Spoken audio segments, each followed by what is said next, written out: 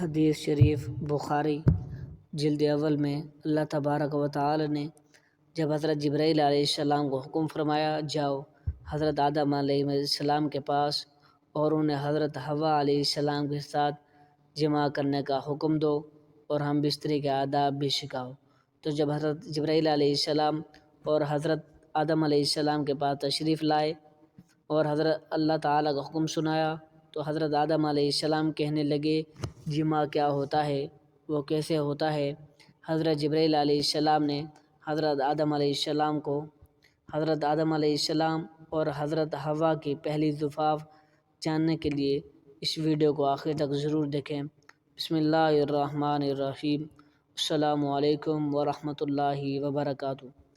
حضرت آدم علیہ السلام کو حضرت حوا علیہ السلام سے ہم بستری کرنا کس نے اور کیسے سکھایا تھا؟ حضرت سیدنا امام غزالی رحمۃ اللہ علیہ فرماتے ہیں ہم بستری کرنا جنت کی لذتوں میں سے ایک لذت ہے۔ حضرت سیدنا جنید بغدادی رحمۃ اللہ علیہ فرماتے ہیں انسان کو جماع کی ایسی ضرورت ہے جیسے غذا کی۔ محترم ناظرین، جیسا کہ ہم سب جانتے ہیں کھانا پینا انسان کی سب سے پہلی اور سب سے بڑی ضرورت ہے۔ اگر ہم کھانا پینا چھوڑ دیں گے تو ہمارا جسم اور صحت زیادہ عرصے تک برقرار نہیں رہ سکے گی۔ بالکل اسی طرح کھانے پینے کے بعد میاں بیوی کی شرعی ملاقات یعنی ہم بستری نہایت ہی ضروری عمل ہے۔ اس شرعی ملاقات کو ہم بستری جماع یا میاں بیوی کا تنہائی میں محبت بھرا کام سر انجام دینا، جو بھی نام دینا چاہیں درست ہوگا۔ جب آپ صحبت قائم کرتے ہیں تو آپ کو سکون اور خوشی محسوس ہوتی ہے، آپ بھی اپنے آپ سے پیار کرنے لگ جاتے ہیں۔ میاں بیوی کی جماع کے دوران ایسے ہارمونز خارج ہوتے ہیں جو میاں بیوی کی خوشی کا باعث بنتے ہیں۔ جب میاں بیوی خوش ہوتے ہیں تو اعتماد میں اضافہ ہوتا ہے اور محبت میں اضافہ ہوتا ہے۔ اللہ رب العزت نے حضرت آدم علیہ السلام کے بعد حضرت حوا علیہ السلام کو پیدا فرمایا اور یوں نسل انسان کی تخلیق ہوئی، جس کی ابتدا اللہ جل شانہ نے حضرت آدم علیہ السلام کو مٹی سے پیدا فرمانے سے ہوئی۔ اور حضرت آدم علیہ السلام کو اللہ رب العزت نے جنت کے اندر تخلیق فرمایا اور حضرت آدم علیہ السلام جنت کے اندر اکیلے بشر تھے، یعنی انسان تھے، اور ان کے جنس سے کوئی بھی بشر موجود نہ تھا جس کے ذریعے حضرت آدم علیہ السلام انسیت حاصل کرتے۔ چنانچہ آپ اپنے دل کے اندر سوچا کرتے کاش میرا بھی ہم جنس بشر ہوتا تاکہ میں بھی اس سے انسیت حاصل کرتا۔ اللہ رب العزت خوب جانتے تھے جو کہ حضرت آدم علیہ السلام کے دل کے اندر چل رہا تھا۔ حضرت آدم علیہ السلام سو رہے تھے، ان کے جسم سے حضرت حوا علیہ السلام کو بائیں پسری سے پیدا فرمایا تاکہ آپ حضرت حوا علیہ السلام سے انسیت حاصل کر سکیں۔ حضرت آدم علیہ السلام نیند سے بیدار ہوئے تو آپ نے حضرت حوا علیہ السلام کو اپنے سامنے دیکھا تو آپ سے سوال کیا تم کون ہو؟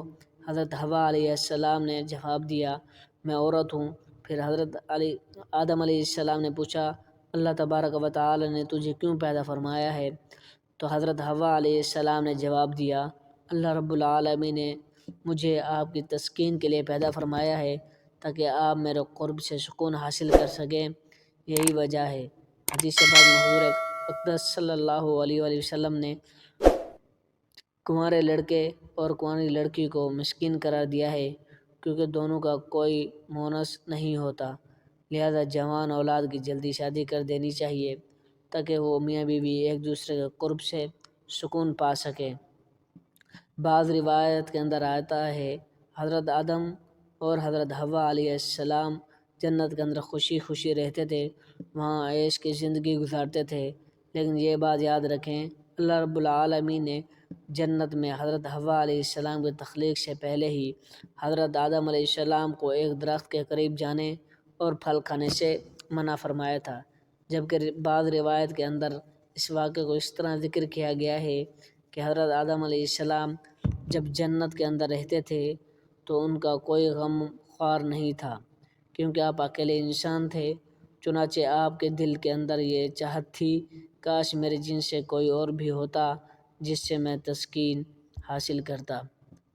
اللہ تبارک و تعالی نے حضرت آدم علیہ السلام پر نیند کا غلبہ فرمایا۔ یہ بات یاد رکھیں کہ یہ پہلی نیند تھی جو کہ بنی آدم پر طاری ہوئی۔ چنانچہ اسی نیند کے اندر اللہ تبارک و تعالی نے حضرت حوا علیہ السلام کو حضرت آدم علیہ السلام کی بائیں پسلی سے پیدا فرمایا۔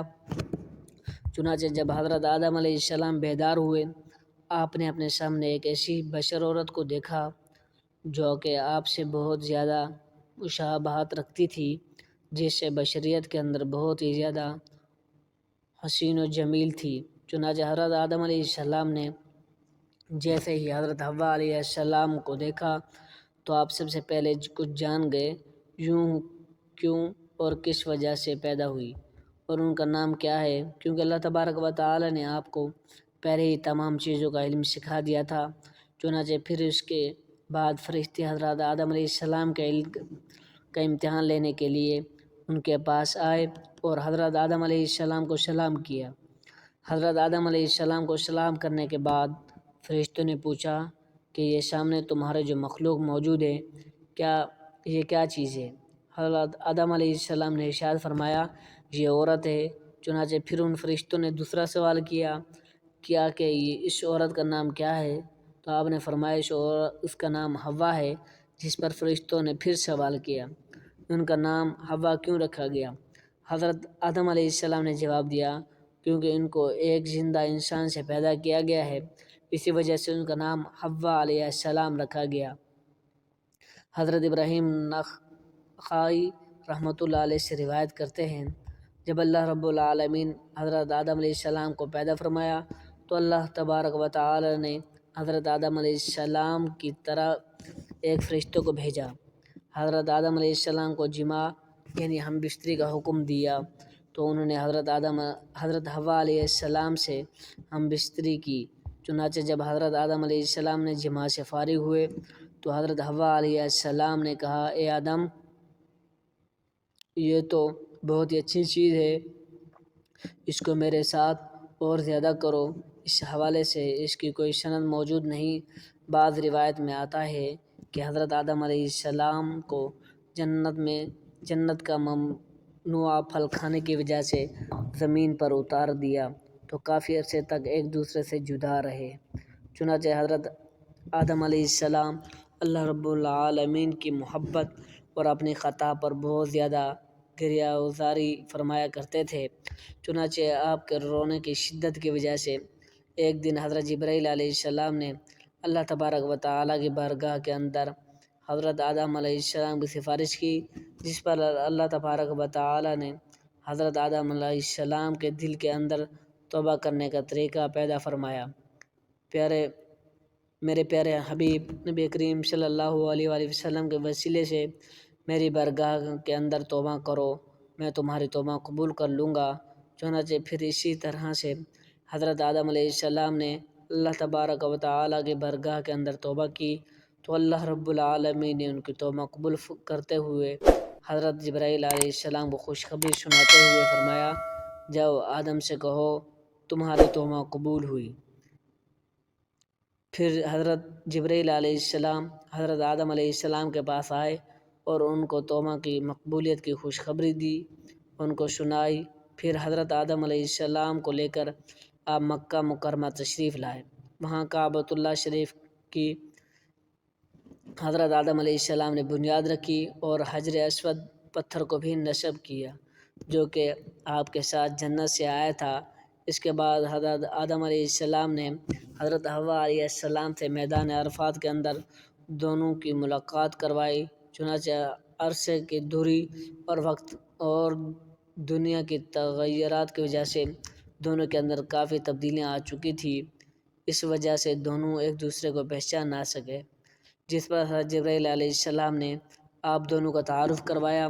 محترم ناظرین، حضرت جبرائیل علیہ السلام اور حضرت حوا علیہ السلام اکٹھے رہنے لگے، لیکن حضرت آدم علیہ السلام کو جنت کے اندر حضرت حوا علیہ السلام سے قربت کرنے سے منع کیا گیا تھا اور نہ ہی کسی قسم کے توالد و تناسل کا سلسلہ شروع ہوا تھا، اس لیے حضرت آدم علیہ السلام اور حضرت حوا علیہ السلام علیحدہ علیحدہ سویا کرتے تھے۔ چنانچہ ایک مرتبہ اللہ رب العزت نے حضرت جبرائیل علیہ السلام کو حکم فرمایا کہ جاؤ حضرت آدم علیہ السلام کو حکم دو کہ وہ حضرت حوا علیہ السلام سے جمع کریں اور ان کو آداب مباشرت بھی سکھاؤ۔ چنانچہ حضرت جبرائیل علیہ السلام حضرت آدم علیہ السلام کے پاس تشریف لائے اور ان کو اپنی بیوی حضرت حوا علیہ السلام کے قریب ہونے کا حکم دیا اور ان کو آداب مباشرت بھی سکھائے اور انہیں اس بات کا بھی حکم دیا یہاں سے اٹھ کر حضرت حوا علیہ السلام کے پاس جا کر لیٹے۔ چنانچہ حضرت آدم علیہ السلام نے ایسا ہی کیا، جس کے بعد حضرت آدم علیہ السلام جب واپس آئے تو حضرت جبرائیل علیہ السلام نے پوچھا آپ نے اپنی بیوی کو کیسا پایا؟ تو حضرت آدم علیہ السلام نے ارشاد فرمایا بہت اچھا پایا۔ محترم ناظرین، اس حدیث کے شریف کے بارے میں علماء کرام یہ بھی ارشاد فرمایا ہے کہ یہ حدیث منکر ہے، کیونکہ اس حدیث کے اندر دو راوی ایسے ہیں جن کو امام بخاری نے منکر قرار دیا ہے۔